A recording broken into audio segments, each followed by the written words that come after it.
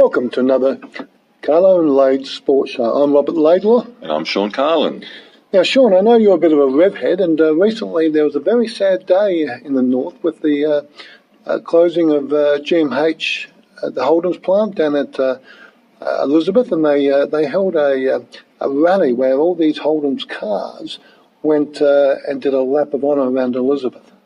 Look, it is a sad time, and for a lot of people who live in our area. And so, it's the end of an era, isn't it? Because, growing up here in South Australia, Holdens have been synonymous with us and also the country, really. And of course, I do love my car racing. I grew up with my parents. My dad was a Ford man and Mum was a Holden girl. So we had the Ford-Holden rivalry, the blue and red rivalry at home. Gee, I grew up the same way. You were either a Holden man or a Ford man, but something I lived about 500 metres away from Holden's, and I did work in Holden's as a teenager, and it was, and of course they sponsored Central District for many years. So I'm a Holden's man. Well, I'm a bit of both actually. So it's probably not a good thing to say, but I actually have a 65 F100.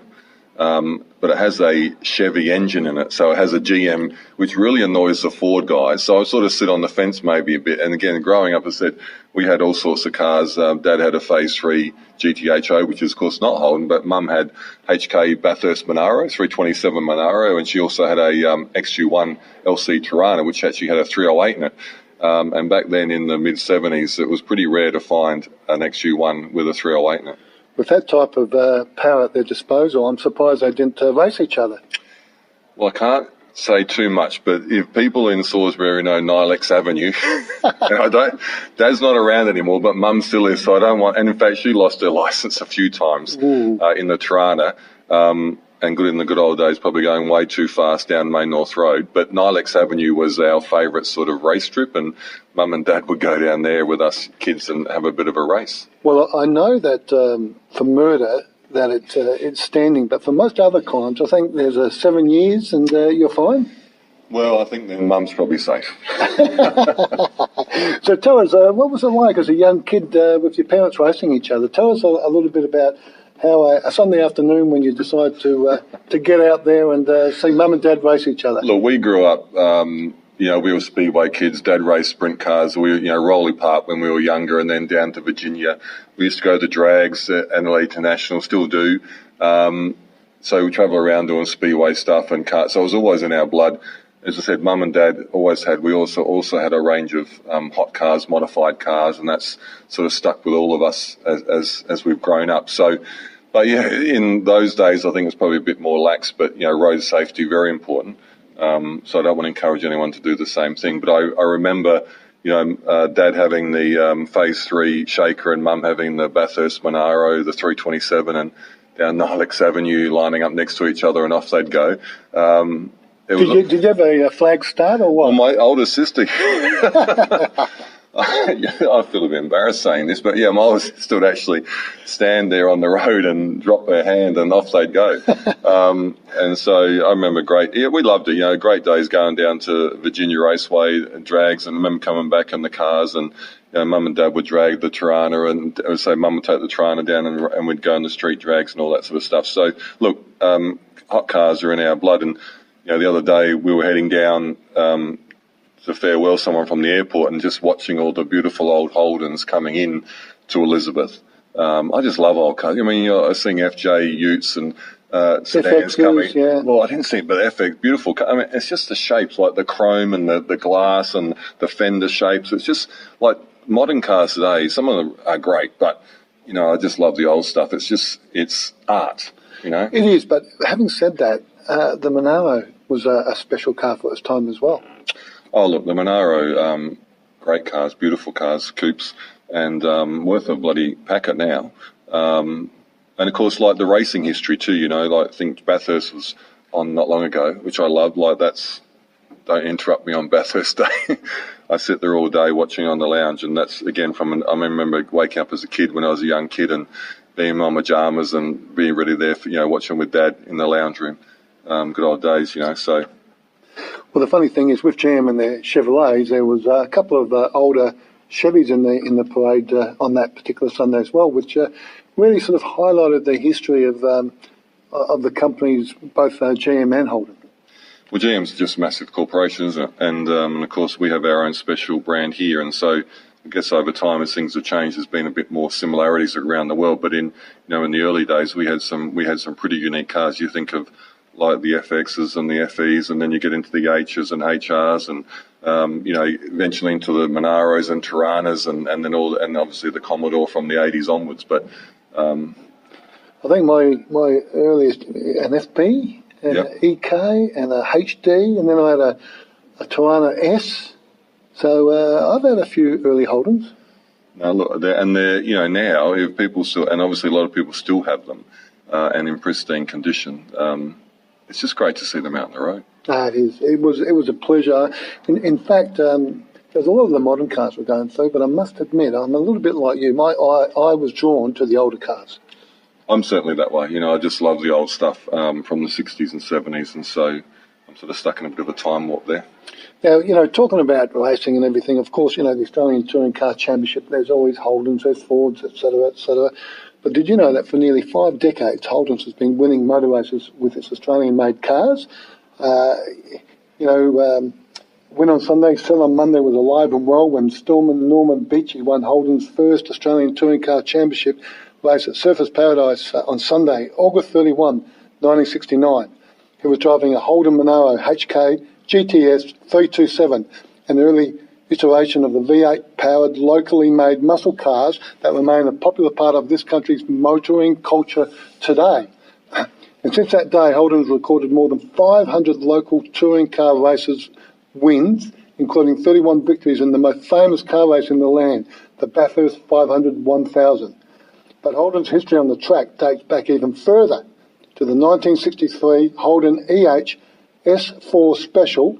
That was the company's first homologation special, a car built specifically with their racetrack in mind. Look, I mean, the racing, especially this, now we've got the V8 supercars, and that, still got the Commodores and the Falcons getting around. And when Bathurst itself is, have you ever been there? Have you been up to Bathurst? I've been through there. I haven't actually been there for the race, but I've been through. I haven't been there. That's on my bucket list. I've got to get there. But have you, being up on the track? I've driven around the track, and it's just amazing.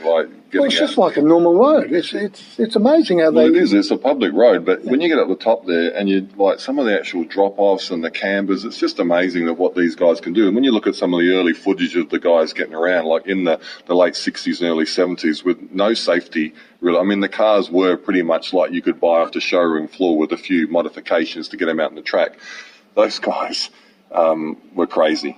But these guys realised that if you're out there winning those big races like Bathurst and the other touring car stuff, then people are going to come and buy your cars. I think they had souped-up motors and brakes that were a little bit better than what the normal cars were. I can tell you a quick side story. My dad actually bought Alan Moffat's 1973. Now, I know we're talking Holden, but this was the number 9 GT phase, the HO phase 3. And Moffat was going broke, and Dad had a phase 3 that got nicked. In fact, the guys nicked the car so they could sell parts to build their Monaro. So anyway, but he went and bought this race car, and we had it in the shed for years. But it had a roll cage, it had the same seats, the same steering wheel, had a different tyres, of course, had a straight-out exhaust, and again a few modifications to the fuel system. But it was pretty much a street car. I mean, now of course they're very different, but and there are tribes. I mean, you got the blue tribe and the red tribe, and the red tribe are the Holden guys, and they've had a heap of success in racing. Well, just some of the names, like Peter Brock and Mark Scaife and Craig Lowndes and Larry Perkins, Jamie Whincup. I mean, they're just a few of the names. Holden's seems to spawn so many famous race drivers. Well, I mean, in my world, they're household names. I don't know about everyone's world, but I mean, I think everyone would know Peter Brock. And certainly, he made Holden's famous, even though over the time they sort of went their separate ways. He did come back to them. Lownde's my favourite now, and yes, he was a Ford man for a while, but he's back racing Holdens. And Scaife's always been, with the Holden racing team. retired now. And Larry Perkins, I think, was a great driver and also engineer. I was lucky enough to do a couple of hot laps with him down at Malala, and that was just awesome experience. Well, did he do Formula One as well? He did. He raced. Now you're going to test my memory, but it was obviously in the 70s. I don't know if he did the whole season. I reckon he did about a dozen races in a season. Okay. Now, when we talk about Bathurst, I mean, obviously, Schaefer's had 6, I think, all in Holdens and Lowndes. He's had 6, but half were in a Ford. Yeah. Actually, the one I remember, obviously, 2006 was when, unfortunately, Brocky got killed in an accident in a tarmac rally over in WA. And that year, Lounsey actually won. They changed the Bathurst to the Peter Brock Trophy, and Lounsey and him he was sort of like his protege. And I remember like all the memorial they did for him prior to the race, and Lounsey drove around in one of his XU1s, and then off he went in the car, and him and Whincup won. But they were Triple Eight were racing Falcons then, and I think they went on then to win the next 3 in a row. But and they're of course back with Holden now.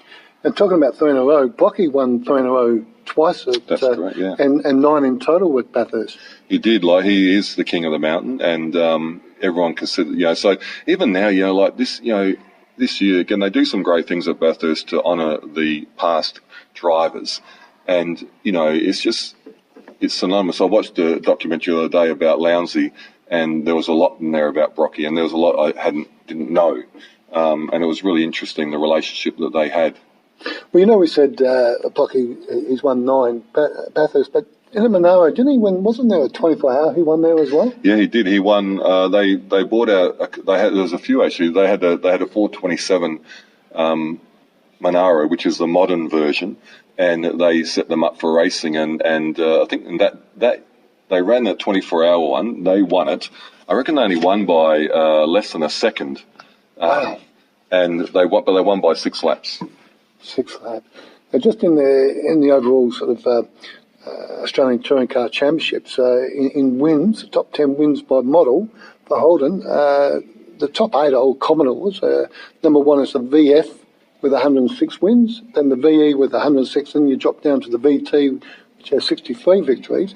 The 9th on the list is a Tirana L34 with 17, so it's a bit of a drop-off from the Commodores.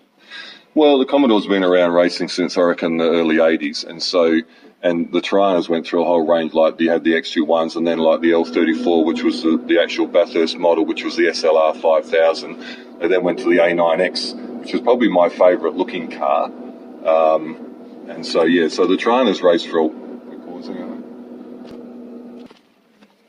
And as for, drivers who have had the most success in a Holden in the Australian Touring Car Champ, Mark Scaife and Craig Lowndes have both had 80 victories, followed by Jamie Whincup with 72, Garth Tander with 54, and Peter Brock with 46. So it's a pretty handy list there. Oh, look, some great drivers there, and Lounsey and Whincup and Tander, in fact, are still racing. So Lounsey hasn't had a great year, and Whincup is right up there in the championship at the moment, so he'll probably win a few more, I imagine. So they'll probably get to the ton. Well, one of the things about the parade of the Holden's cars, it was a one-off event, so it'll probably go down in history in 25 years, 50 years' time. People will look back at the footage and the photos from that particular day, and they'll have fond memories, and hopefully the Holdens will live on. I think they will. Certainly they're part of our Australian psyche, really, and I don't think that will ever change. Well, thank you. This is another Carlo and Lade Sports Show. I'm Robert Laidlaw. And I'm Sean Carlo.